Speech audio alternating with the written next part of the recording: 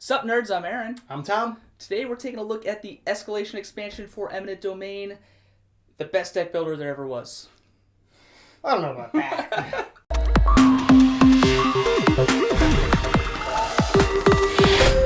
The Escalation expansion kind of escalates the the war track, and all the warfare, because there's a new way to upgrade your ships. Like, the base game came with 3 different size ships, but they said it had no meaning on anything. It was like, oh, you can use the big ship or the little ship, whatever you want.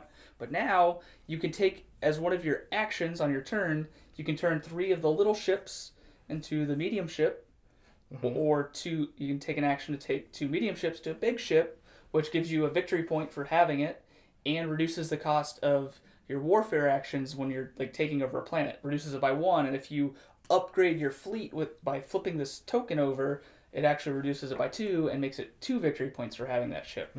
And the first action is cheaper, and you can do it for that one action. You can do as many as you want. If you have a bunch of ships there, one action will turn them all into the bigger ships. Yeah. Giving, you're like, well, what's the point of that? Like, what besides, getting it up to the biggest, the big fleet and having that, the big ship and reducing the cost, what else is there? Well, they added these new cards, which, you can research, or you can spend ships to buy them. And, the cheaper ones, you can just spend 3 of the cheap ships.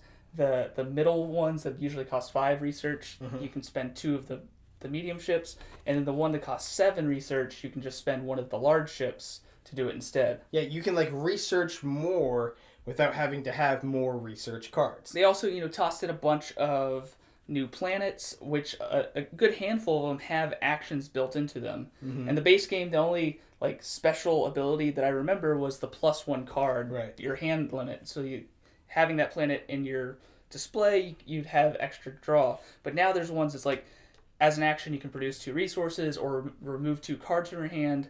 My favorite one, which was pissing Tom off, was collect 1 influence when dissenting a warfare roll. So he would take the warfare action.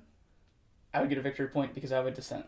Right, and it just so happened to work definitely in Aaron's favor, because he got... So the other thing that it adds are... Where are they? What are these called? Scenario cards. Yeah. So there's a bunch. I think we counted 18 different scenario cards that you can get. So it's basically a different way to start the game. Every player will get one. It'll say what your starting deck looks like, and you also start what your starting planet is and what your starting technology is. So a lot of the times you'll start with a special ability already. Oh, look at that. That one has 3. Yeah, some of them, his happened to be really strong in colonize, which makes sense that he's going to not do warfare, because it's either warfare or colonize. I mean, in theory, you could try and work on both, but it's usually better when you just focus on one. I was already going for warfare, and then he was going for colonize, and then he got that planet, and several of them, because there's also, the planets have that, but then some of the new special ability cards that you can get, they're the ones that you can purchase with the warfare tokens, have the same thing, so they were stacking. So halfway through the game, I had to stop and try to change my plan, because I'm like, if every time I take this one action just to get me some ships, he's going to get 3 points, and that's ridiculous. But it does make sense that that's in there, because if they're beefing up warfare, they have to beef up not warfare also, and that's probably the best way to just directly counteract that. And in a higher player game, it might be spread out more, to where I'm going to take this warfare where everybody gets 1 point instead of just one person being able to stack it up. They did also add some technology cards that require either 2 different planets or all 3 types of planets to purchase them. So when you're looking at the cost, it'll be you need to have the red Mercury planets and any other planet besides that one to purchase this card. Or there's the couple that require all 3. And they're pretty dope, just like all the other ones. There's, everything has something that, depending on the way you're building your deck, is going to benefit you. There's, some that give you plus 1 to your hand draw, and, icons and all kinds of stuff.